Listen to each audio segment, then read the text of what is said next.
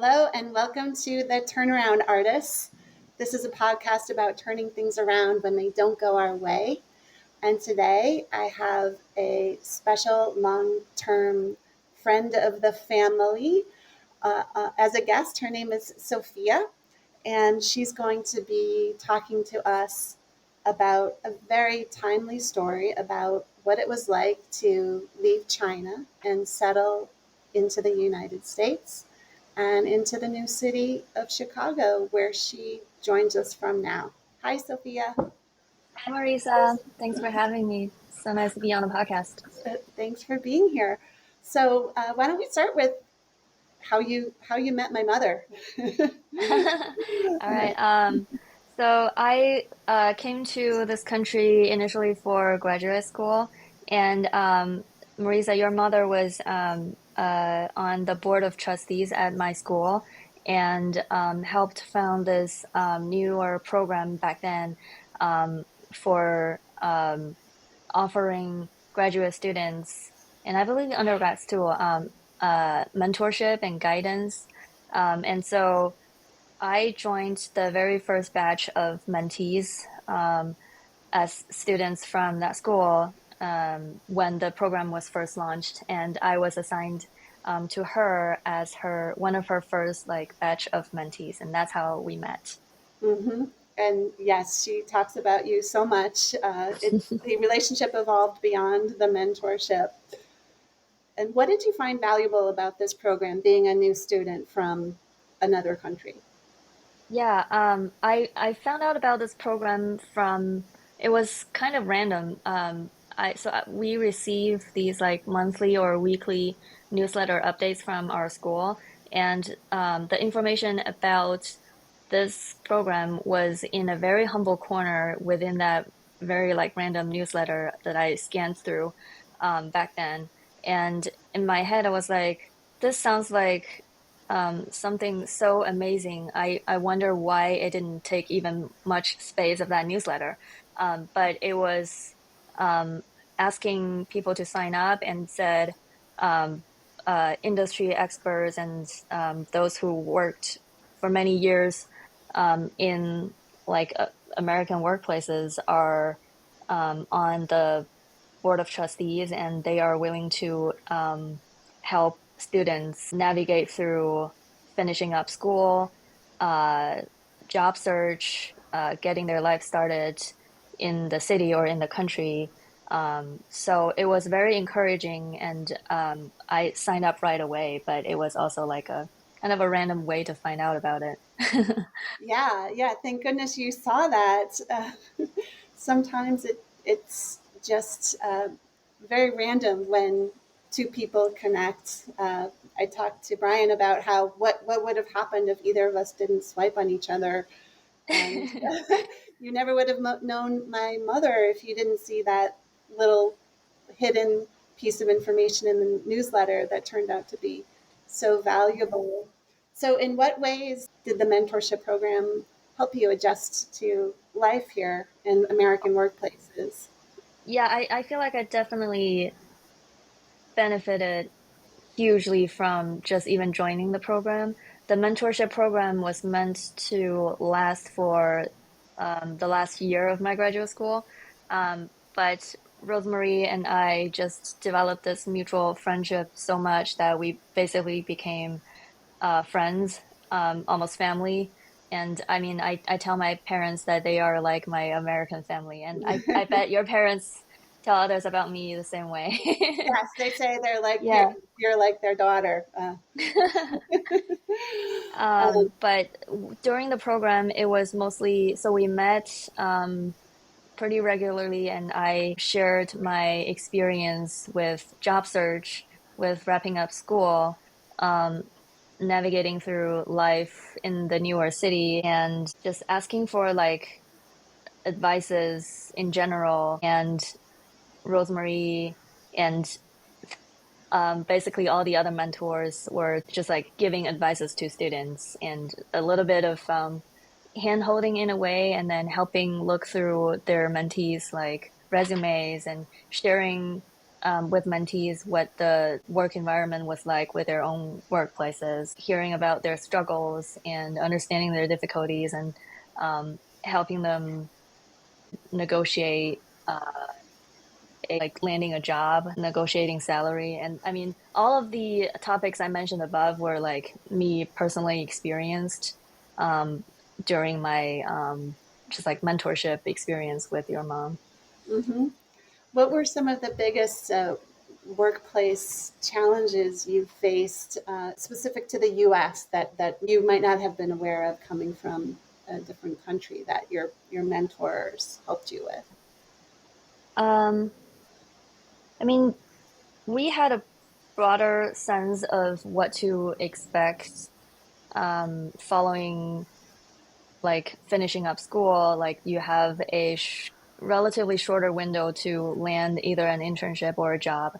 And then if you don't successfully achieve that, then by the time of a few months is up after graduation, you have to leave the country for good. Um, because all like international students like me were on student visa. Um, so really, you look at, I mean, for some graduate school programs, it's like less than 2 years. For me, it was about 2 years.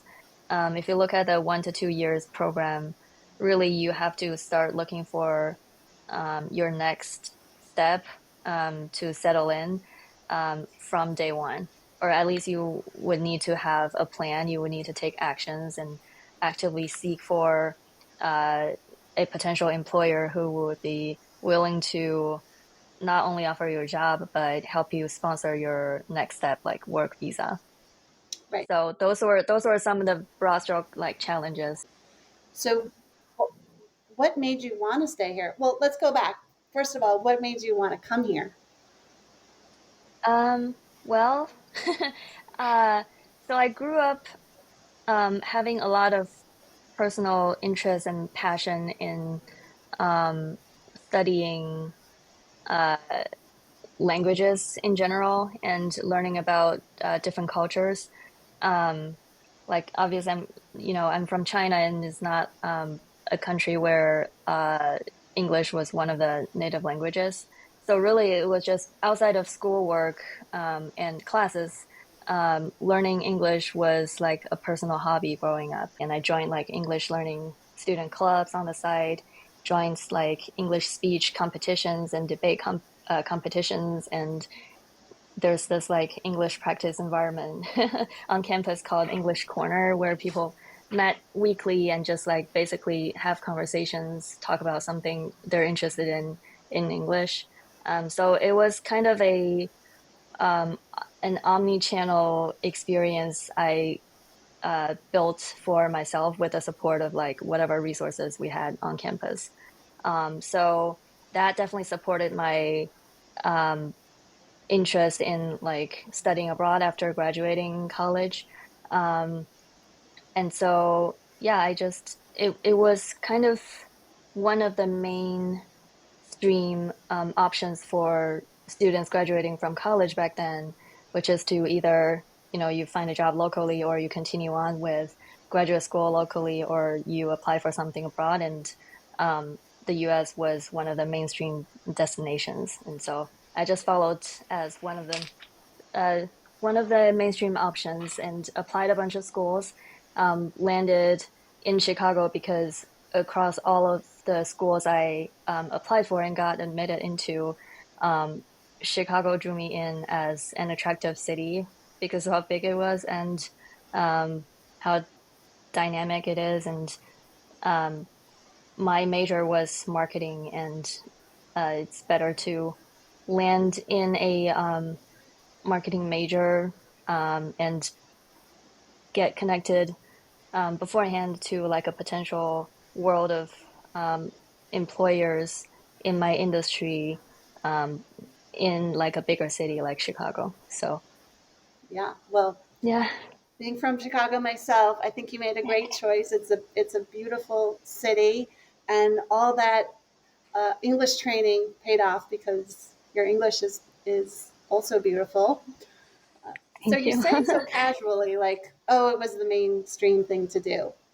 But a lot of Americans would find the idea of moving permanently to a new country very daunting. Was it daunting at all to you when you first got here? Um, yeah, it was. I mean, back then, across all the available options, um, studying abroad in the US was the one that made the most sense. Because uh, back then my family was really struggling financially. And I've actually never shared this part of my personal story with anyone, including your parents, although we've known each other for over a decade. Um, but really, back then, um, I had no other choice but to take whatever's left of basically my parents' life savings and made the decision to be responsible for myself when I left for this new part of the world. And I had back then with me enough financially to cover my tuition for the 2 year program and roughly about 1 year of living allowance, so living expenses. Um, so landing in this country, in this city, knowing that whatever path I face moving forward is going to be my own responsibility. So it was probably kind of a different mindset comparing to maybe other international students when they're coming to this country. There's like a guaranteed safety blanket. There's a plan B. If it doesn't work out in this country, they can go back. But for me, I just when I landed, I just never thought about like an alternative way out. I was like, this gotta work. It's got to work, and I'm sure Yeah. a lot of other new Americans and recent immigrants we can relate. They come with no safety net. It's a giant leap of faith, and there's no looking back. So, how did you find your first paying job here? Okay, so the internship I got was from this company that the owner was introduced to me by a mutual friend, and that friend was an English professor on campus from the college I went to back in China, and she's locally from Chicago. So my boss was her friend, and then she introduced me to him, um, basically the second day after I landed in the city, while I was still overcoming jet lag. Um, so uh, in order to build rapport and trust and the potential of eventually landing a job at this company, I made the decision and the effort to check in regularly since the day I met him. Um, just once in a while, sharing what classes I took at school, what additional books I read, and knowledge I learned um, related to just marketing in general, and checking in to see if there might be like potential job opportunities coming up. So by the time that 1 year mark was up, thankfully there was an opening, so I definitely went in and applied. Um, Thankfully, I landed that internship back then. That must have been a big relief. Yeah, it was a huge relief eventually, but the process was um, kind of dramatic even because I went in for the interview for several rounds back then, and I met basically everybody on the team because we're a smaller size company. So everything was sounding super promising, and I had the impression that I got the internship already. Um, while I was waiting for the offer, I turned down uh, all the other offers I got for a potential internship. And as I was waiting for that final offer, um, I got an email from my manager back then saying, like, we're still interviewing some other candidates. So please wait patiently while we make our final decision. Oh, wow. So you thought you had the offer, you let all the other offers go, and then you found out it wasn't certain. I had no idea that this was a competitive, like interviewing process, to Mhm. be honest. And I still remember how devastated I was when I got the news. That was probably talking about the lowest point. Looking back, this was like over a decade ago. I don't think any points in my life since then had been that low.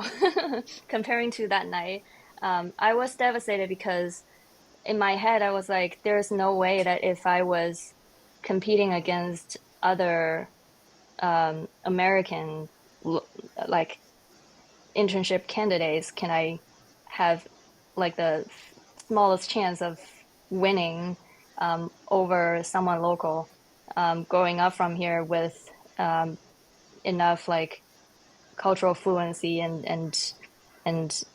I don't know, language advantage or whatever. Because I'm just like an outsider, just started school here for a year. What do I have to, you know, to stand out? But thankfully, they liked me better because it's hard to imagine what like the alternative outcomes might have been or Right. might have meant for me.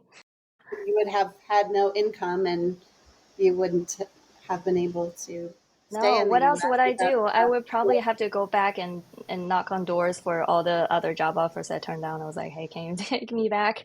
Yeah. So Yeah. I'm glad they chose you. Uh, so talk about uh, once you started, like what were some challenges that being new to this country you weren't prepared for, and how did you overcome them? Um, I think looking back then, my mindset was definitely, first of all, I knew so little, of what to expect. And therefore I had this like blunt fearlessness with me. So I didn't really care too much about like what others thought of me as quote unquote an outsider, or an immigrant candidate, or somebody who didn't know anything. I just worry that my skills, whether it's like language skills or professional skills, wouldn't be enough for me to complete any task that was assigned to me.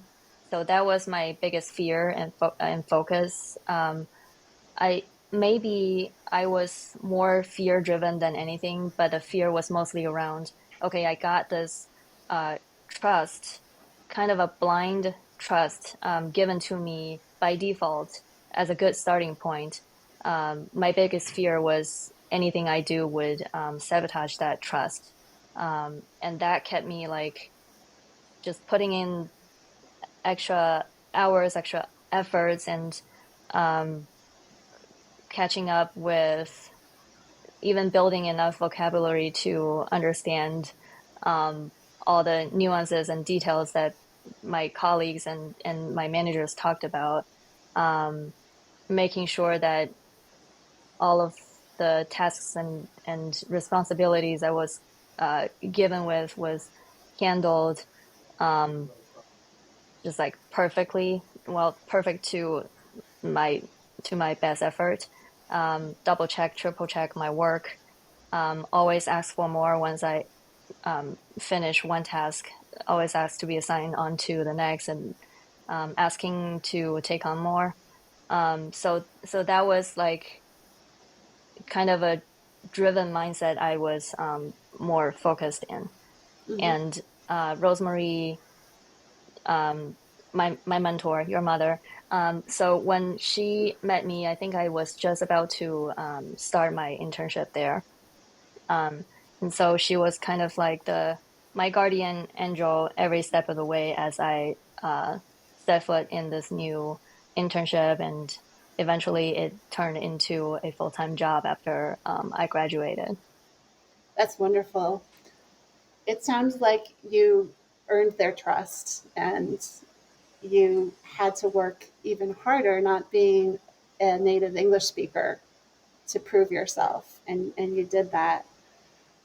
But you're definitely operating at somewhat of a disadvantage, and you overcame that. So, congrats. uh, as we as we start to wrap up this episode, what is the one takeaway that enabled your turnaround, that enabled you to sort of enter this country with not excellent English skills, with no safety network, uh, and yet you found a job and you became successful in that job. So, if there's one takeaway to share, what would it be? Um, I mean, this is a very deep and hard question to answer. And I don't really want to sound preachy because I'm still navigating through my own career, even after a decade in. I can't say I'm at like a super accomplished position yet because um, a decade is still, I want to say, still like at a younger stage of a person's like career trajectory in general. Right, right. It's a tough question. I'm sorry to put you on the spot. It's okay. It's okay. I And think looking back to maybe like the younger generation of international students trying to um like imagine a life long term living in this country, it's definitely understandable that, you know, job searching could be extra hard for people like us, because you have a very narrow window of landing a job you like, and they like you enough that they would spend extra to sponsor your work visa. There's like that hard process of beating the odds and winning the lottery of the work visa, which I don't know the ratio now, but sounds like it was like 1 in 4 applicants can eventually get a job visa even. Um, which was super hard. Every step is hard, um, but the only way out is to um, keep going, and it doesn't really matter too much what your bottom line motivation is. It could be hope, it could be fear, it could be you have no other options but to find a way to stay here. It could be you had other options, but this is one of the better ones you chose. It doesn't really matter that much. What it matters is that don't let any of your anxiety and fear and doubt stop you from your actions. As long as your actions are still present and enough, um, eventually you will see results, and uh, that's a given. There's no doubt in that. So looking back, you can say, "Oh, I overcame so much fear and self-doubt," or you can say, "Oh, it was kind of a smooth process. I just believed it would work, so it worked." It doesn't really matter to the outside world, like in what kind of um, a an emotional headspace you were in back then. It would matter to yourself the most when you look back, but first we got to get it through first. Yeah. and it's a continuous process. You and I were talking earlier about how all turnarounds are never final, right? Nothing's ever tied up in a neat bow. And you were saying, I don't really have like one pivotal moment in my immigration story. It's a constant work in progress. Yeah, that's true in every way. There's no like one big triumph to frame it as the end of your immigrant story, or basically any immigrant story. Like landing a job visa after getting a job was hard enough to begin with, but then you got to think about the next step, which is if you were ever to apply for a green card, is your company willing to sponsor that? Even with my uh, gracious employer's sponsorship, it still took like many years, starting from the time you apply for the green card to confirming that you got the permanent resident. Um, Okay. Where are you in the process now? I got it a couple years back, so Okay, so you're here for good. beating the odds again. It's almost like a long-term visa, which means that you don't have to apply for um, like admission to enter the country every time you leave the country anymore. But every 10 years, you still need to renew. So that's my understanding of how the green card works. Okay. Um, Well, we've got you at least for at least several years. I'm sure that makes my mom happy. yeah, so And starting from then, renewing for your green card is relatively easier, but it's just that long and um, infinity feeling kind of a wait could be very torturing.